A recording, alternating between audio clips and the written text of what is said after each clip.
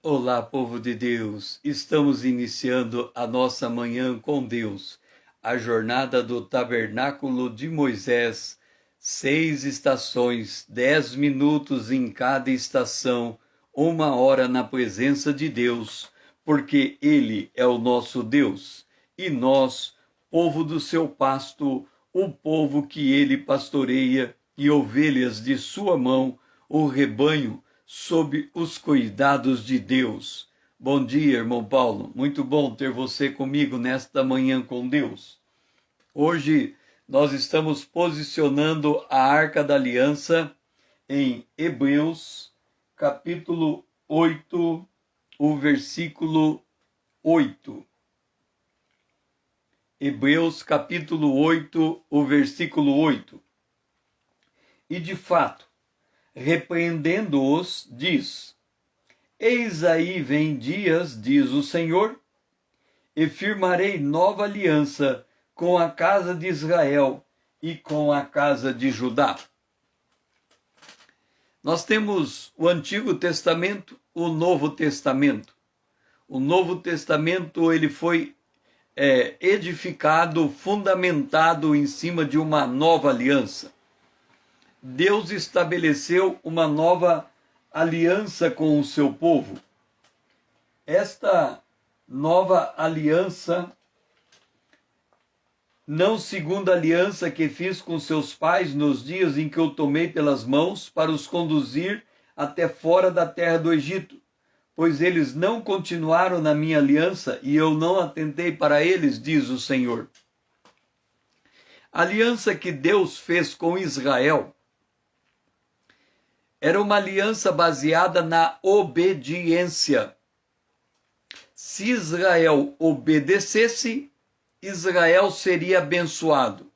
Se Israel desobedecesse, Israel seria disciplinado.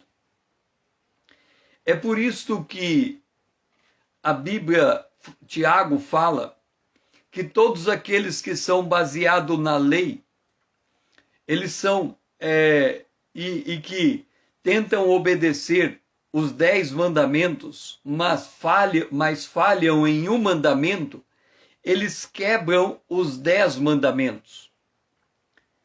Também é colocado por Paulo que todo aquele que vive debaixo da lei, ele se torna maldito de Deus.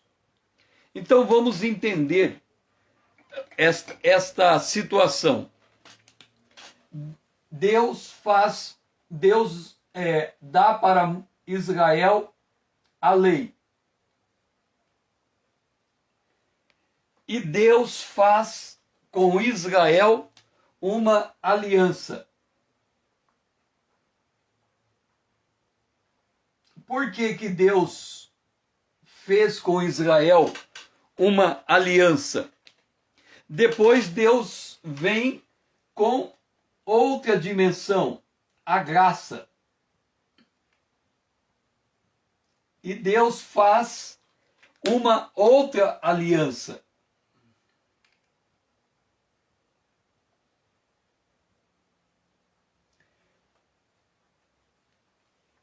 Deus faz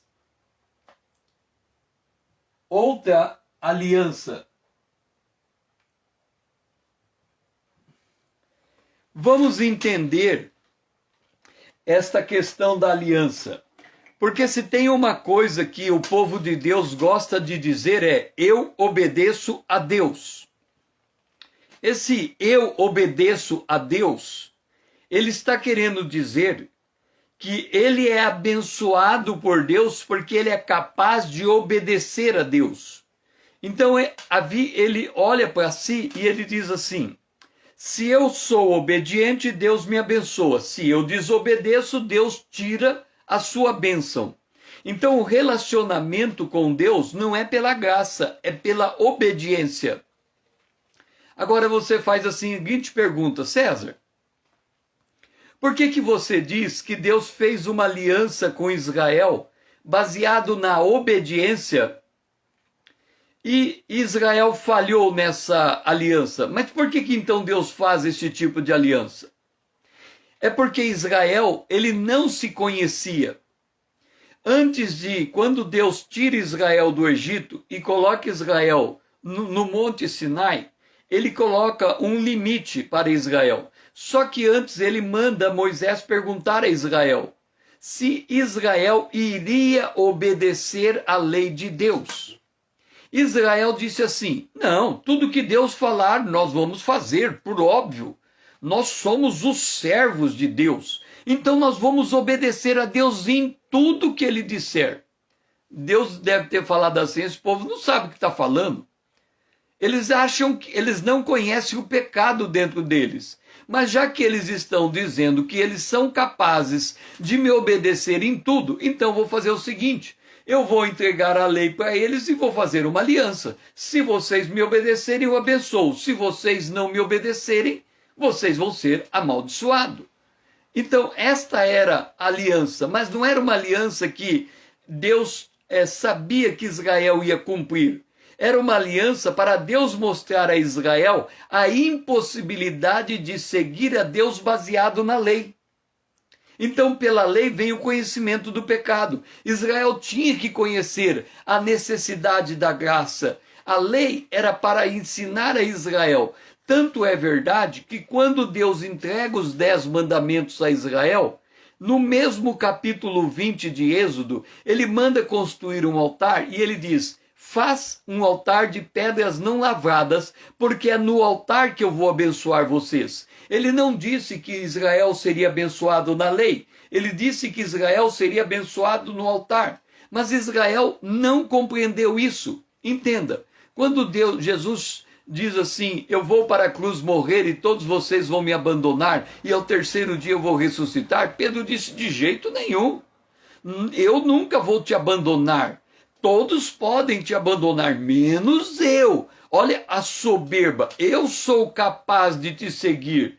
E quando vem o pega-pega-pá, que acontece com Pedro? Ele nega Jesus 3 vezes. Aí Jesus volta e chama Pedro depois de ressurreto e diz: Pedro, você me ama? Ele diz: claro que eu te amo. Onde já se viu? Eu sou capaz de te amar. Jesus pergunta de novo: Pedro, você me ama? Ele: sabe, Senhor, eu sou capaz de te amar. Aí ele pergunta a terceira vez: Pedro, você me ama? Aí Pedro fala: pera lá, o Senhor conhece a minha estrutura, o Senhor sabe que eu te neguei, o Senhor sabe que eu sou falho, o Senhor sabe que eu não tenho poder, o Senhor sabe que eu não tenho capacidade, mas ainda assim eu te amo. Ele falou: agora sim, fique em Jerusalém até que do alto você seja revestido de poder. E quando Pedro foi revestido de poder, a história diz que quando ele morreu, deram a opção para ele de ele ia morrer crucificado igual Jesus. Ele falou: eu não sou digno de morrer crucificado igual Jesus, então inverte a cruz. Diz que ele morreu crucificado de cabeça para baixo. Não sei como conseguiu fazer isso. Mas o fato é que aquele Pedro covarde se mostrou um Pedro cheio do Espírito Santo e com autoridade, porque ele foi revestido do poder de Deus. Isso é graça. Mas quando é baseado na lei, a pessoa diz: eu sou capaz. E aí quando ele diz eu sou capaz e ele erra, ele esconde o erro. Ele joga o erro para baixo do tapete. É por isso que vem o Senhor no verso 8 e diz: e de fato repreendendo-os, diz. Quer dizer, ele está repreendendo aqueles que estão na sua soberba, arrogância, achando que podem seguir a Deus pelo seu jeito de pensar, da sua maneira de ser, da sua maneira de falar. Ele diz: eu me basto, eu sei o que fazer na obra de Deus, eu sei como pregar o evangelho, eu sei como fazer isso. Eles não se colocam na dependência, então vem a repreensão: eu vou fazer uma nova aliança, porque essa não me serve. Essa baseada no poder do homem, na capacidade do homem, no intelecto do homem, na performance do homem, não serve para Deus, porque o homem é falho e ele sempre vai fazer algo que vai dar errado. Pai, nos ajuda a discernir a nova aliança da antiga aliança. A antiga aliança é baseada no nós, no eu, no ego, nas nossas pretensões, nas nossas vontades, nas nossas determinações, na nossa confiança em nós mesmos. A nova aliança, Senhor, é baseada na confiança em Ti, no poder que vem do Senhor, na liderança do Espírito Santo, baseado no fundamento dos apóstolos e dos profetas, de que Jesus é a principal pedra de esquina. A nova aliança é baseada na Tua palavra, que é lâmpada para os nossos pés. Nos ajuda a discernir a diferença entre fazer a obra de Deus baseado no eu e fazer a obra de Deus baseado na sujeição ao Espírito de Deus. Essa é a nossa oração, em nome de Jesus, o Teu Filho amado, a quem nós amamos. Amém. Vamos para o altar de ouro. O altar de ouro está em Hebreus capítulo 8, o versículo 11. Olha só, quando nós mudamos de aliança, quando a gente sai da aliança da lei e vem para a aliança da graça. A aliança da graça diz assim: e não ensinará jamais cada um ao seu próximo, nem cada um a seu irmão, dizendo: conhece o Senhor, porque todos me conhecerão, desde o menor deles até o maior. Presta bem atenção. Aqui nós temos um drama terrível. Esse drama terrível, ele é aumentado pelo que João fala na sua carta. João fala em 1 João capítulo 2, ele diz assim, olha só o que João disse. João capítulo 2, vamos ver aonde está.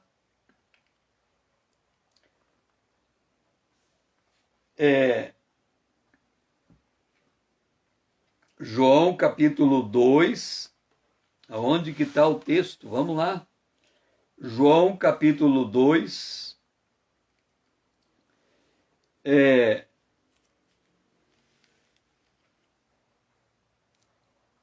e vós, verso 20, e vós possuís a unção que vem do santo, e todos, eu, o irmão Paulo, todos nós temos conhecimento. Todos nós temos conhecimento. Ele diz aqui, aonde mais ele diz? Verso 27, quanto a vós outros, a unção que dele recebeste permanece em vós, e não tendes necessidade de que alguém vos ensine, mas como a sua unção vos ensina a respeito de todas as coisas e é verdadeira e não é falsa, permanecei nele. Aqui ele está dizendo a mesma coisa dos hebreus. Olha só, irmão Paulo, você não precisa que ninguém ensine você, você já sabe tudo. Eu não preciso que ninguém me ensine a palavra de Deus, eu já sei tudo. Aí você fala assim, César, então vamos fechar amanhã com Deus, porque já que ninguém precisa ser... A Bíblia diz, não ensinará jamais cada um ao seu próximo. Então vamos embora. Cada um pega a Bíblia, estuda por si mesmo. Você aprende por você, eu aprendo por mim, porque a Bíblia diz que nós não precisamos de ninguém que nos ensine. É verdade. Ninguém precisa nos ensinar. Aí você fala, eu não entendo. Não tem pastor, não tem evangelista, não tem pastor, não tem mestre na Bíblia. Como que é esse negócio de ninguém precisa ensinar ninguém? É verdade, ninguém precisa ensinar ninguém. Mas eu não estou entendendo, César. Então eu não preciso ir para o seminário teológico, eu não preciso fazer teologia, eu não preciso ler livros, eu não preciso ler nada. Tem muito crente que pensa desse jeito. Ele diz assim, eu sou guiado pelo Espírito Santo, o Espírito Santo me ensina todas as coisas, eu abro a Bíblia e já sei o que a Bíblia está dizendo, eu não preciso ler livro, eu não preciso ler nada, eu me basto, toda a revelação é dada por Deus direto para mim, ninguém precisa me ensinar. Tem muita gente que pega isso aqui ao pé da letra, sem discernimento, e chega nessa conclusão e fecha sua mente e ninguém mais é capaz de ensinar essa pessoa. Você fala, César, então tem uma contradição? A Bíblia diz que ninguém precisa ensinar ninguém, que todo mundo tem conhecimento. E agora você está dizendo que isso é verdade. E você diz que tem muita gente que pensa desse jeito e está errado, eu não entendo mais nada. Deixe-me explicar. Irmão Paulo, você está aqui comigo. Eu pergunto para você. Você é crente em Jesus Cristo, sim ou não? Responde, sim ou não? Você é crente em Jesus Cristo? Responda bem rapidinho, sim ou não? Eu creio que sua resposta é sim. Responda bem rapidinho, escreve aí, sim. Se você é crente em Jesus Cristo. Ok, agora eu pergunto para você, irmão Paulo, eu sou crente em Jesus Cristo? O César é crente em Jesus Cristo? Sim ou não? Eu sou crente em Jesus Cristo? Sim ou não? Eu sou crente? Sim ou não? Ok, eu também sou crente. Então temos assim. João, seja bem-vindo. Nós estamos em Hebreus capítulo 8, o versículo 11. Então, olha só, irmão Paulo. Você é crente em Jesus Cristo, eu sou crente em Jesus Cristo. Por que nós dois somos crentes? Você e eu temos o Espírito Santo, sim ou não? Irmão Paulo, você tem o Espírito Santo, eu tenho o Espírito Santo, sim ou não? Sim ou não? Vamos lá? Eu tenho o Espírito Santo, você tem o Espírito Santo, sim ou não? Note isso. Todo crente em Jesus Cristo tem o Espírito Santo, ok? A Bíblia diz que ninguém precisa ensinar ninguém. Ninguém ensina ninguém. O pastor não ensina a ovelha, o professor de escola bíblica não ensina o aluno. Por quê? Deixa eu explicar. Eu tenho o Espírito Santo comigo. O João tem o Espírito Santo com ele. O irmão Paulo tem o Espírito Santo com ele. Quando eu ensino, aqui o César, quando eu ensino, eu falo a palavra e o Espírito Santo vai junto comigo. Quando o irmão Paulo me ouve, ele ouve a minha palavra, mas o Espírito Santo entra junto com ela, com a palavra. Quando a minha palavra, ungida pelo Espírito Santo, toca o coração do irmão Paulo, pelo Espírito Santo, fecha o circuito, liga a tomada. Por isso que a Bíblia diz que ninguém ensina ninguém.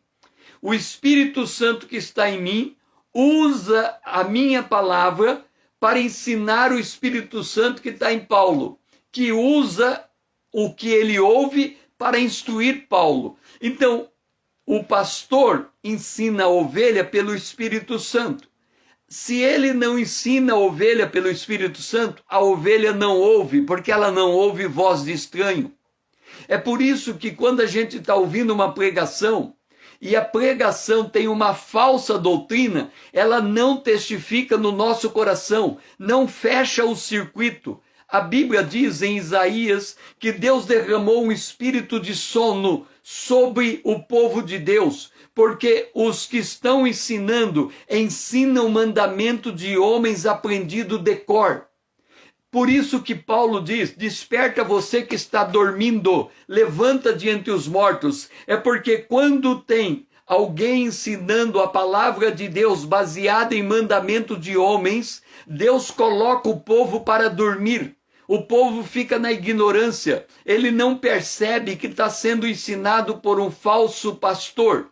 Mas quando Deus desperta ele é iluminado por Cristo e ele aprende a verdadeira palavra de Deus. Então entenda, ninguém ensina ninguém, porque quem ensina tem o Espírito de Deus, quem ouve tem o Espírito de Deus. Somente quando o Espírito de Deus fecha o circuito, o ensino é verdadeiro. Por isso que esta palavra não está em desacordo com um livro de teologia sistemática. Esse livro de teologia sistemática foi escrito por um homem cheio do Espírito Santo. Então, quando ele fala, eu creio, porque testifica o que ele está dizendo. Por isso que eu devo estudar os livros. Por isso que eu devo ouvir as pregações. Porque quem fala, fala pelo Espírito de Deus. Quem ouve, ouve pelo Espírito de Deus. E quando os dois testificam, a palavra penetra o coração. Quando quem fala não fala pelo Espírito de Deus, quem ouve não tem testificação. E quando não há testificação, ele se fecha e não ouve o que está sendo dito. Pai, nos ajuda a entender o segredo da testificação. Porque quem ensina é teu Espírito. Quando alguém fala, fala pelo Espírito. Quando alguém ouve, ouve pelo Espírito. Então fecha o circuito e a palavra entra no coração. Mas quando alguém fala, fala pelo homem. Quem ouve fica dormindo e a palavra não faz efeito. Nos ajuda a discernir, Senhor, quando o Espírito Santo testifica no nosso coração. Essa é a nossa oração, em nome de Jesus, o teu Filho amado, a quem nós amamos. Amém. Vamos agora para o nosso café da manhã. Nós fazemos a nossa manhã com Deus baseado no tabernáculo de Moisés. Cada estação tem um texto da Bíblia que apoia aquela estação. Nós estamos lendo Hebreus capítulo 8 e o nosso café da manhã, a mesa de pães, está em Hebreus capítulo 8, verso 6. Diz assim: agora, com efeito, obteve Jesus ministério tanto mais excelente, quanto ele é também mediador de superior aliança, instituída com base em superiores promessas. Não há como ler essa parte da carta aos Hebreus sem trazermos à memória a carta segundo aos Coríntios capítulo 2. Entenda, meditar na palavra de Deus é fazer ligação entre uma palavra e outra. É como se você estivesse tricotando. Você vai juntando as linhas e formando um desenho. Você pega a palavra daqui, iluminado por aquela outra palavra, pela outra palavra, e você vê o cenário. Aqui está dizendo, no texto em que lemos, que Jesus obteve um ministério mais excelente. Paulo fala desse ministério mais excelente, e ele diz assim, em 2 aos Coríntios, no capítulo 2, no capítulo 3, ele diz assim: porque se o ministério da condenação foi glória, em muito maior proporção será glorioso o ministério da justiça. Entenda, Moisés tinha o ministério que ele chama aqui o ministério da condenação. Jesus veio com o ministério da graça. A lei condena, a graça liberta. A lei traz o conhecimento do pecado. A graça traz o poder e a ministração do Espírito de Deus no coração. Há uma diferença entre a lei e a graça. Paulo fala desse ministério e ele diz: vós sois, capítulo 3 de 2 aos Coríntios, verso 2, vós sois a nossa carta, escrita em nosso coração, conhecida e lida por todos os homens. Observa uma coisa. Tem muita gente que diz assim: olha, se preocupa com a tua vida, que da minha vida me preocupo eu. Cuida do teu nariz, que do meu nariz eu cuido. Entenda uma coisa, nós não podemos jamais dizer tal coisa. Você vai dizer: César, por que isso? Porque quando Jesus, ele separa os discípulos, ele diz: fique em Jerusalém, até que do alto vocês sejam revestidos de poder, e vocês vão ser as minhas testemunhas. Então, quando nós somos chamados por Deus, nós temos que ter cara descoberta. As pessoas têm o direito de examinar a nossa vida. As pessoas têm direito de perguntar a nossa forma de viver, a nossa forma de pensar, a nossa forma de andar. Elas têm direito de examinar de cima e embaixo quem nós somos. Entenda uma coisa. Quando Deus entregou a lei a Israel, ele está em Êxodo, no capítulo 20. Ele disse o seguinte: olha, depois que vocês entregarem a lei, vocês vão me fazer um altar de pedra. Não pode ser de pedra lavrada. Esse altar de pedra tem que ser de pedra retirada da natureza, do jeito que vocês encontrarem. Vocês me farão esse altar. Esse altar de pedras não lavradas representa cada um de nós. Nós somos como pedras não lavradas, porque quem lapida a pedra é o Espírito de Deus. Nós somos como barro na mão do oleiro. O propósito de Deus é nos formar na imagem de Cristo. Por isso que nós apresentamos-nos diante de Deus como pedra não lavrada. Aí ele disse assim, ó, não faz um degrau diante do altar. Altar não pode ter degrau. Por quê?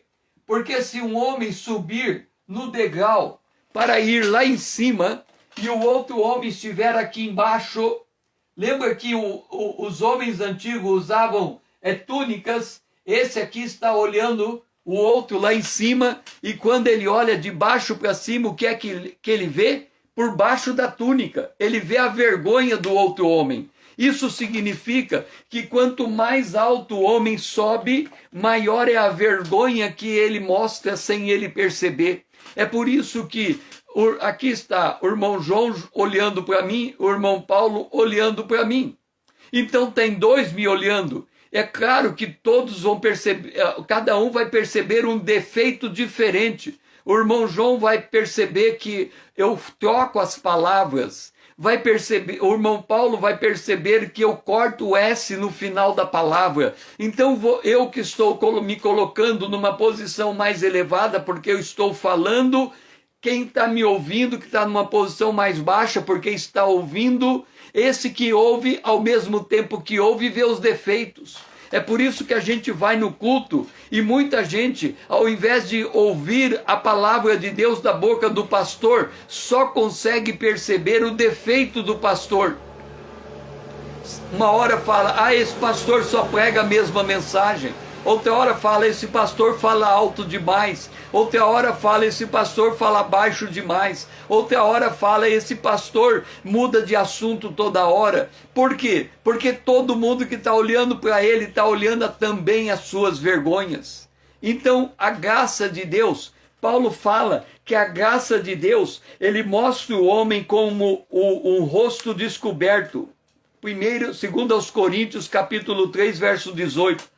E todos nós, com rostos desvendados, contemplando como por espelho a glória do Senhor, somos transformados de glória em glória na sua imagem, como pelo Senhor, o Espírito. Ele está dizendo o seguinte, o verdadeiro crente, ele tem o rosto,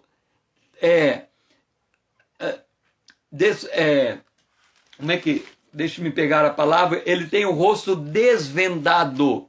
Ou seja, todo mundo conhece quem ele é, sabe o seu endereço, sabe o seu comportamento, sabe as suas falhas. Ele é transparente, ele não esconde as coisas para debaixo do tapete. Os da aliança é condenação. Então, o ato de condenar um ao outro demonstra o ministério da condenação. Por isso que tem muito pregador que a única coisa que ele sabe fazer é condenar. Olha, você está errado nisso, você está errado naquilo, você está errado naquilo outro, você está errado naquilo outro. Por quê? Porque esta é a condenação. É por isso que Satanás, lá no céu, tem o trono de Deus. O trono de Deus está no céu. Jesus está à direita de Deus. E tem Satanás, o anjo de Deus, diante do trono. E o que ele faz? Ele acusa. Quem ele acusa, quem tem a prática de estar acusando, este está do lado de Satanás no céu, porque o objetivo de Satanás no céu é acusar. Quem está na prática de interceder, lembra? O amor cobre multidão de pecado. Quer dizer, eu estou vendo o pastor pregando. Ele está pregando, se o meu interesse é ouvir o que o Espírito de Deus está dizendo pela boca do pastor, eu não vou olhar o defeito do pastor, eu vou ignorar o defeito. Por quê? Porque eu estou olhando para ele em amor. O amor cobre multidão de transgressão. Então as falhas do pastor eu vou tornar elas irrelevantes para mim, porque eu estou interessado em ouvir a palavra de Deus da boca do pastor. Agora, se eu estou na carne, Eu não ouço a palavra de Deus da boca do pastor, eu ouço os defeitos, eu ouço as críticas, eu ouço as vergonhas, eu ouço a fofoca. Então eu não consigo aprender de Deus, porque os meus olhos não estão focados, baseado no Espírito de Deus, mas na minha carne. Pai, nos ajuda a entender a tua palavra, Senhor. Porque o ministério de Jesus está em promessas superiores. E esta promessa superior nos torna com o rosto desvendado e nos torna como carta escrita e lida por todos os homens. Nós temos que aprender a honrar o testemunho que temos, a deixar as pessoas olhar os nossos defeitos, a examinar a nossa conduta, porque com isso ele nos ajuda a nos posicionar na presença de Deus para nos moldar na imagem de Cristo, deixando aquilo, Senhor, que está errado e fazendo aquilo que é certo. Nos ajuda, Senhor, a entender que o ministério da palavra é muito mais elevado que o ministério da lei. Esta é a nossa oração, em nome de Jesus, o teu Filho amado a quem nós amamos. Amém. Agora nós vamos para o candelabro. O candelabro está posicionado em Hebreus, capítulo 8, o versículo 10. Porque esta é a aliança que firmarei com a casa de Israel depois daquele dia, diz o Senhor. Na sua mente imprimirei as minhas leis. Também sobre o seu coração as inscreverei. Eu serei o seu Deus e eles serão o meu povo. Deixe-me dizer uma coisa para você entender isso. Sabe o computador? Aqui tem um computador. Então nós temos o computador aqui, tem a tela do computador, aqui tem o teclado do computador, o teclado e a tela, ok? Aqui tem uma caixa aonde fica a memória do computador. Então a memória do computador está nessa caixa. Essa memória do computador tem o Windows. O Windows é o sistema operacional do computador. O Windows é o sistema... Deixe-me organizar aqui. Aqui tem o computador, aqui tem o teclado ligado ao computador e aqui tem a caixa ligada ao computador. Essa caixa aqui tem o Windows. O Windows é o sistema operacional do computador. Acho que não está escrito certo. O Windows. Ok. Esse Windows tem o sistema operacional numa linguagem chamada binária. Binária. Essa linguagem chamada binária, ela trabalha com o número 0 e com o número 1. Tudo que a gente escreve no computador, A, B, C, D, E, F, G, tudo que a gente escreve no computador, a linguagem chamada Windows, o sistema operacional, captura a letra A e ela fala, a letra A agora é 0, a letra B é 1, a letra C é 0, a letra D é 1. Ele, mediante 0 em 1, 0 em 1, 0 em 1, tudo que ele pega na linguagem que a gente escreve, ele joga para dentro de nós. Aí você diz assim, César, o que tem a ver a linguagem binária, a linguagem do computador com a palavra de Deus? Aqui está escrito, eu inscreverei na mente e no coração a palavra de Deus. Entenda, aqui está a Bíblia. A Bíblia inteira está dentro da nossa mente e dentro do nosso coração. Só que ela está em linguagem binária. Ela está na linguagem 0 e 1. Ela está numa linguagem que a nossa capacidade mental não consegue pegar. Aí você diz, César, o que significa isso? Aqui está a Bíblia em português. Quando eu leio a Bíblia em português, a linguagem que está gravada na minha mente, no meu coração, é ativada. O português é convertido em linguagem espiritual. Isso é testificação do Espírito Santo. Por isso que quando alguém fala a palavra de Deus de acordo com a verdade, o meu coração testifica esta palavra, porque a linguagem está gravada. E quem faz o processamento da linguagem é o Espírito Santo. Quando a Bíblia diz a palavra do homem seja sim, sim, não, não, ele está reportando a linguagem binária 0 e 1. Sim, não, não, sim. Esta linguagem é a profunda linguagem espiritual.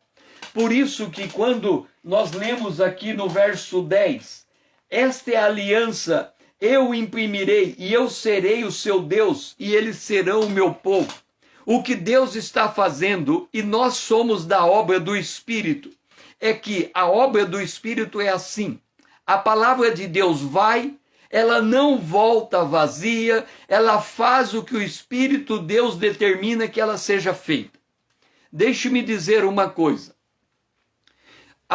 Existem duas maneiras de eu ou alguém que está na frente do povo de Deus liderar o povo de Deus. Uma é dominando o povo de Deus. O que é dominar o povo de Deus?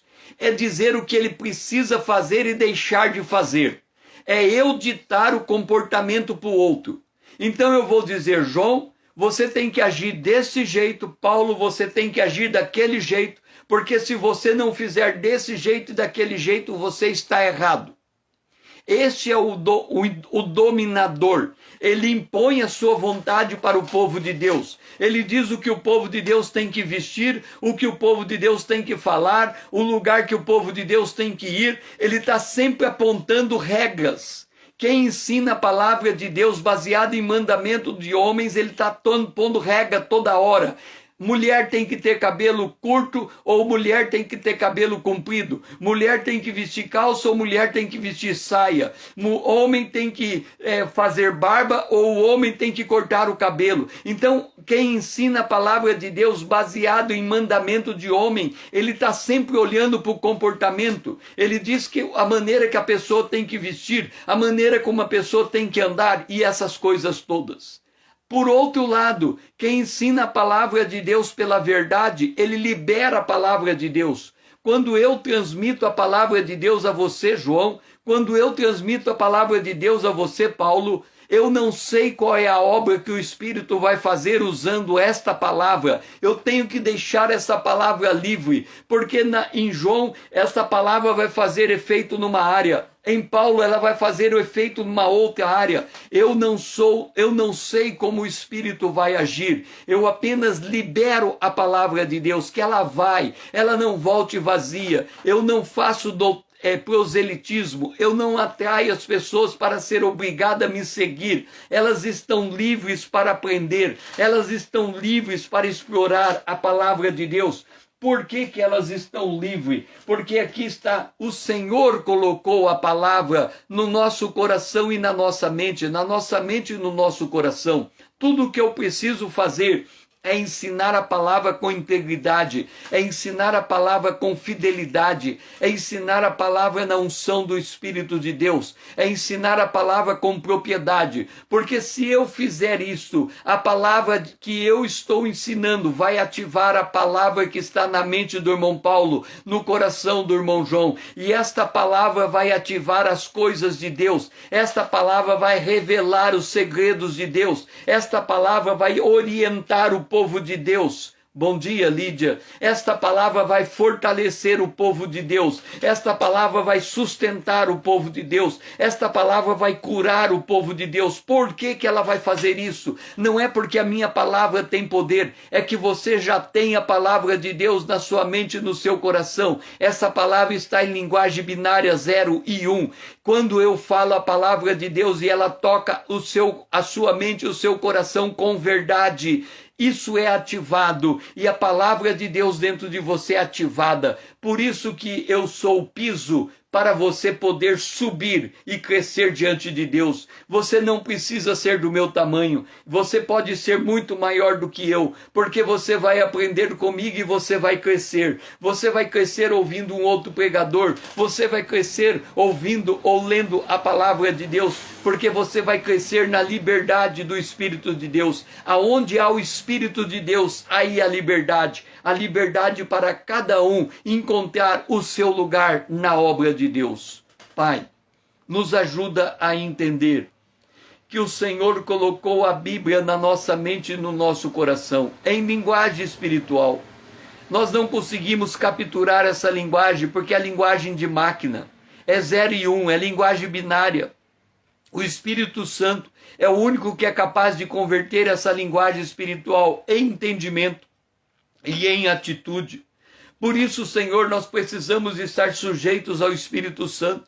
E por isso nós precisamos um dos outros para sermos instruídos pelo Espírito que fala da boca de cada um. Nos ajuda, Senhor, a entender que esta obra que nós estamos é a obra do Espírito, não é a obra do homem. Essa é a nossa oração. Em nome de Jesus, o teu Filho amado, a quem nós amamos. Amém. Agora nós vamos para a pia de cobre. Hebreus capítulo 8, o versículo 12. Pois, para com as suas iniquidades usarei de misericórdia, e dos seus pecados jamais me lembrarei. Entenda uma coisa. Presta bem atenção nisto. O Senhor nos chamou, o Senhor nos justificou, o Senhor nos regenerou, o Senhor nos fez nova criatura, o Senhor colocou dentro de nós o Espírito Santo. Agora, qual é o papel de Satanás no céu? Acusar. Entenda, o papel de Satanás é acusar. Se você ler o livro de Zacarias, no capítulo de número 3, olha como que Deus trata com o homem. Entenda isso. É muito importante que você entenda isso. Nós estamos assentados nos lugares celestiais em Cristo Jesus. Então presta atenção como é que funcionam as coisas no céu, para que você não seja enganado pelo diabo. Entenda isso. Zacarias, o sumo sacerdote Josué, estava na presença de Deus. Então nós temos aqui o trono de Deus, nós temos aqui o próprio Deus, nós temos aqui Satanás e nós temos aqui o homem na presença de Deus. Este homem está com suas vestes sujas. Significa que o sumo sacerdote está em pecado. Olha o que Deus faz. A primeira coisa que Deus faz, ele não olha para o pecado, de Josué. Aqui diz, dos seus pecados jamais me lembrarei. Ele não olha para o pecado de Josué. Ele fala para Satanás: o Senhor te repreenda. Sai daqui. Antes de Deus tratar com o nosso pecado, antes de Deus nos disciplinar, ele tira Satanás da presença dele. Satanás está ali para acusar. Ele diz: o César errou nisso, o César pecou naquilo, o César cometeu erro naquilo. Satanás está me acusando. E Jesus está do meu lado dizendo: o sangue de Jesus cobriu todos os pecados do César. A Bíblia diz em Romanos, no capítulo 3, ela diz que Deus, ele perdoou o meu pecado, ele perdoou o seu pecado. Ele cobriu o meu pecado, ele cobriu o seu pecado. Ele não me imputa pecado, ele não imputa pecado em você. Entenda, pecado não é mais problema para Deus, porque Jesus já resolveu o pecado na cruz. Aí você diz: César, mas e se eu pecar? Se você pecar, o pecado já está resolvido. Deus não está mais te acusando. Ele não vai mais imputar o pecado em você. O que acontece quando eu peco, então? Quando eu peco, eu na verdade estou dizendo para mim mesmo que eu não estou conseguindo ganhar o formato de Jesus, ganhar a imagem de Cristo, ser formado. Paulo diz: eu tenho dores de parto para que Cristo seja formado em você. Então, quando eu caio em pecado é porque eu perdi o alvo, eu não alcancei o alvo. Então, o que o Senhor faz? A primeira coisa é, ele fala, Satanás, sai daqui. Você não tem lugar, eu não vou ouvir tuas acusações, vai embora daqui. Aí depois ele volta e ele não fala, ele não pergunta para mim qual é o meu pecado. Ele manda o anjo, vai lá e troca a roupa dele. Ele já troca a minha roupa. Lembra? O filho pródigo chegou pensando assim, eu vou contar para o meu pai que eu pequei assim, assim, assim, assim, e eu quero ser servo. Quando ele chegou, para a surpresa dele, o pai dele abraçou ele. O pai dele mandou fazer um banquete para ele. Ele ficou sem saber o que fazer. Ele não precisava ter confessado o seu pecado, mas ele se sentiu constrangido. E aí ele contou, pai, pequei contra os céus e perante ti, já não sou digno de ser chamado teu filho. Ele disse, larga a mão disso, meu filho. Olha, eu vou te vestir de novo. Toma aqui o meu anel. Olha a grande festa que eu preparei por você. Porque o pai não se interessa mais em saber pelo pecado do filho. Deixe-me dizer uma coisa. Olha como o mundo é capcioso. Eu já trabalhei muito com aconselhamento. Então vem uma mulher, ou vou pegar uma mulher, vem me aconselhar comigo. E ela fala assim, César, eu pequei por adultério. Ok? Ela chega para mim, tá só eu e ela numa sala, e ela chega para mim e diz assim, César, eu pequei por adultério. Aí, adultério significa o quê? Qualquer um aqui sabe. Adultério significa, ela encontrou um homem e teve sexo com aquele homem, por isso ela cometeu adultério. Ok. Ela chega para mim e diz, César, eu cometi adultério. Eu tenho duas maneiras agora de resolver o problema dela. Primeiro, o que é adultério? Eu não sei. Vou lá no dicionário, abro, adultério é a mulher coabitando com outro homem. Ok, já sei o que ela fez. Tem uma outra maneira. Eu posso dizer para ela, conte como foi o seu adultério. Aí vem a pergunta, por que é que eu quero saber como é que foi o adultério dela? Não é para levar ela na presença de Deus. É para eu ficar excitado com a história que ela vai me contar. Percebe como o diabo é capcioso? Ele fala assim, olha, ela cometeu um pecado de adultério. Você precisa saber como é que aconteceu. Então pergunta para ela aonde ela encontrou esse homem. Aí ela conta. Pergunta para ela se ela foi para um motel com esse homem. Aí ela conta. Não, mas agora você precisa saber se ela deitou na cama. Aí ela conta. Não, agora você precisa saber quantas vezes... Isso aqui é acusação. Deus já perdoou o pecado dela, Deus já cobriu o pecado dela, Deus já não imputa o pecado dela, então não preciso saber mais nada para levar ela à confissão. Eu digo, irmã, se você cometeu o pecado de adultério, confesse ao Senhor, porque Ele já te perdoou. Então eu não vou saber, eu não quero saber como é que foi o pecado dela. Eu quero saber como é que ela vai ficar na presença de Deus.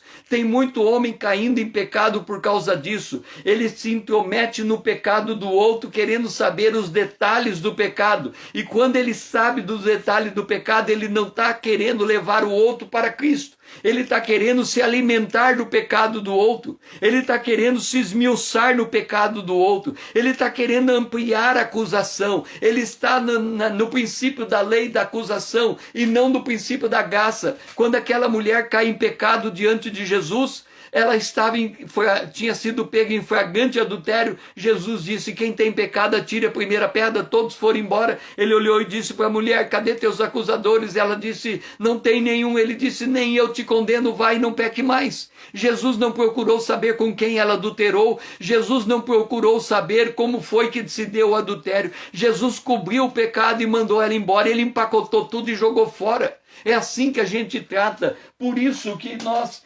vemos aqui no verso de número 12, das suas iniquidades usarei de misericórdia, dos seus pecados não me lembrarei.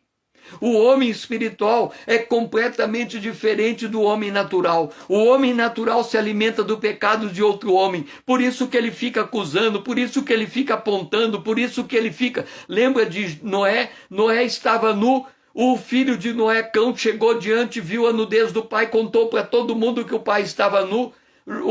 Sem e Jafé, eles levaram uma coberta, um pano, e eles cobriram a sua cara assim, e eles foram até Noé, e eles cobriram Noé, eles não viram a nudez de Noé. Assim é o homem espiritual.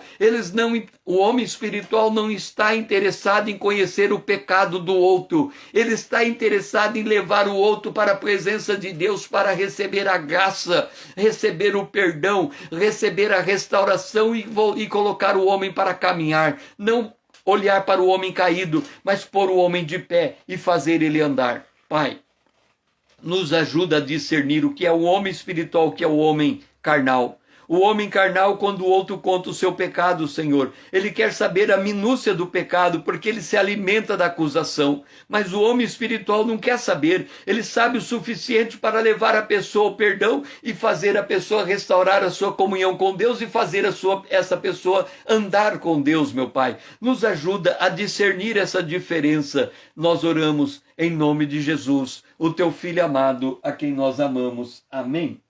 Agora vamos para o altar de cobre, a nossa última estação desse último dia da semana. A gente só volta com a Manhã com Deus na segunda-feira. Aqui diz, Hebreus capítulo 8, versículo 5.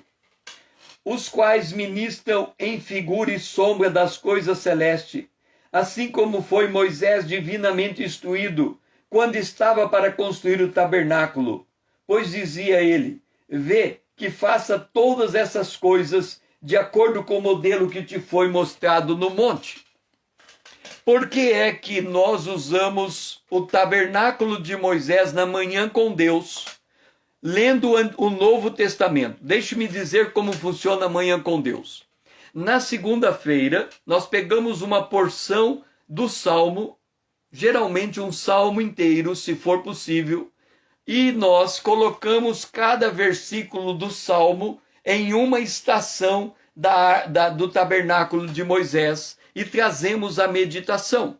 Na terça-feira, nós pegamos uma porção do Evangelho. Na quarta-feira, nós pegamos uma porção da carta de Paulo. Na quinta-feira, na quarta-feira, nós pegamos uma porção do Ato dos Apóstolos. Na quinta-feira, nós pegamos uma porção da carta de Paulo. E na sexta-feira, nós pegamos uma porção das epístolas gerais. Nós já fizemos mais de 100 manhãs com Deus. Nunca repetimos um texto. E aqui em Hebreus, mal chegamos no capítulo 9, com mais de 100 manhãs com Deus. Eu não sei em cada posição que nós estamos dos outros livros. O Salmo eu estou fazendo de trás para frente. Do Salmo 150, nós chegamos no Salmo 121, em 100 manhãs com Deus. Por que nós estamos fazendo isto? Porque, aqui está no verso 5, o tabernáculo é figura do que está no céu. Então nós pegamos o texto, baseado nessa figura, nesse modelo, nós olhamos aquele texto e dizemos: que ponto do texto representa que ponto do tabernáculo de Moisés representa esse versículo? Então, por isso que ao invés de lermos os versículos na ordem normal, natural, a gente lê eles saltado, vai para frente, vem para trás, porque eles são posicionados de acordo com a figura do tabernáculo. Lembra do computador? O computador tem o programa chamado Windows. Embaixo do Windows tem uma linguagem chamada 0 e 1. Quando eu escrevo em português, o programa Windows, ele pega o que está em português, ele passa pela linguagem chamada linguagem operacional, transforma o português para 0 e 1, e aí o computador é capaz de entender. Da mesma maneira, eu pego um versículo bíblico, faço passar pelo tabernáculo e tento tirar de baixo a linguagem, ou seja, o entendimento espiritual do que está em cima. É por isso que a gente consegue entender mais a Bíblia, porque nós estamos enxergando a Bíblia com alta dose de instrução espiritual. Nós estamos folheando a palavra de Deus, indo para o Antigo Testamento e vindo para o Novo, porque o Antigo é modelo daquilo que acontece no Novo. Então nós estamos aqui, os quais ministram em figuras e sombra. E aí ele diz, faz tudo conforme o modelo que está no céu. Qual que é o nosso objetivo? O nosso objetivo é conhecer as realidades do céu. César, por que a gente precisa conhecer as realidades do céu? Porque em Efésios está escrito, nós somos abençoados com todas as bênçãos espirituais nos lugares celestiais em Cristo Jesus. O que significa isso? Significa que nós devemos buscar em primeiro lugar o reino de Deus e a justiça de Deus, e tudo mais nos será acrescentado. Como é que isso funciona, César? É assim. Entenda como isso funciona. Eu estou trabalhando no meu serviço secular. Durante o momento do trabalho, eu tenho que me atentar para aquilo que eu estou fazendo. O apóstolo Paulo diz, tudo que você fizer, faça em nome de Jesus. Então eu chego no meu trabalho e digo assim, em nome de Jesus eu vou trabalhar. E ali eu estou trabalhando. Quando termino o meu trabalho, agora chegou o meu momento de descanso. Como é que eu tenho que descansar? A minha mente se volta para a palavra de Deus e eu uso o meu tempo de descanso para meditar na palavra, para navegar na palavra, para aprofundar na palavra, porque é ela que me alimenta. Não só de pão viverá o homem, eu gasto 8 horas trabalhando para ter o meu pão dentro de casa, mas quando eu chego em casa, eu tenho que separar um tempo para me alimentar espiritualmente. Eu preciso me alimentar da palavra de Deus para me tornar fortalecido para suportar as aflições. Aí alguém diz, César, mas mal dá tempo. Eu gasto todas as minhas energias no trabalho. Quando eu chego em casa, eu estou tão cansado, mas tão cansado, mas tão cansado, que não dá vontade de estudar a palavra de Deus. Deixe-me dizer uma coisa. O diabo sabe disso. Por isso que quando Moisés chegou no Egito para tirar o Egito e levar para Canaã, Faraó aumentou a carga de serviço. Ele aumentou a aflição do povo. Entenda, esse mundo é uma distração. Deixe-me dizer como é que o mundo distrai você. A cada 4 anos tem uma Copa do Mundo. A cada 4 anos tem as Olimpíadas. Mas acontece que elas acontecem em tempo diferente. Então é assim, 4 anos, 4 anos. Significa que a cada 2 anos tem uma Copa do Mundo, a cada 2 anos tem uma Olimpíadas. Significa que a cada 2 anos nós temos uma coisa para nos distrair. Aí nós temos todo dia a televisão. E a televisão tem em cada horário um filme diferente, um noticiário diferente. Tudo isso nos distrai. Aí você tem a academia, aí você tem um monte de coisa, um monte de atividade para fazer. E tudo isso distrai para tirar de você esse tempo para estar na presença de Deus, aprendendo de Deus. Por isso que nós temos que nos voltar à palavra de Deus, porque é ela que nos revela o céu. É ela que nos revela o nosso futuro. É ela que nos revela a nossa estrutura. É ela que nos revela a nossa fraqueza. É ela que nos revela. Lâmpada para os nossos pés é a tua palavra, e luz para o nosso caminho. É ela que nos guia. É ela que nos lidera.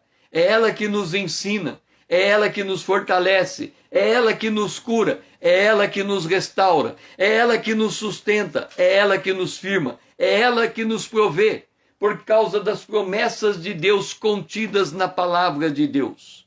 É por isso que os que vêm para amanhã com Deus, estes fazem a opção de se alimentar dessa palavra, porque eles sabem que se precisamos de algo resolvido na nossa vida, a verdadeira solução só chega quando a palavra de Deus chega junto. Se você tiver uma promessa de Deus para resolver algo, você tem tudo. Se você não tiver a promessa de Deus para resolver algo, você resolve, o problema volta. Você resolve de novo, e ele volta, e ele volta, e ele volta. Porque enquanto o machado não estiver na raiz da árvore, enquanto a palavra de Deus não chegar na base de tudo, na causa de todas as coisas, nós não encontramos sustentação, firmeza e segurança. A gente cai.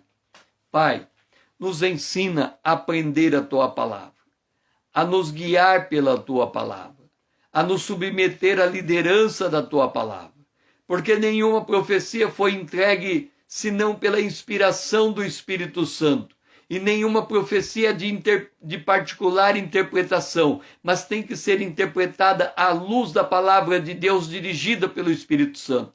Por isso, Senhor, esta manhã a gente aprendeu que quando um homem fala a palavra de Deus, ele fala pelo Espírito de Deus.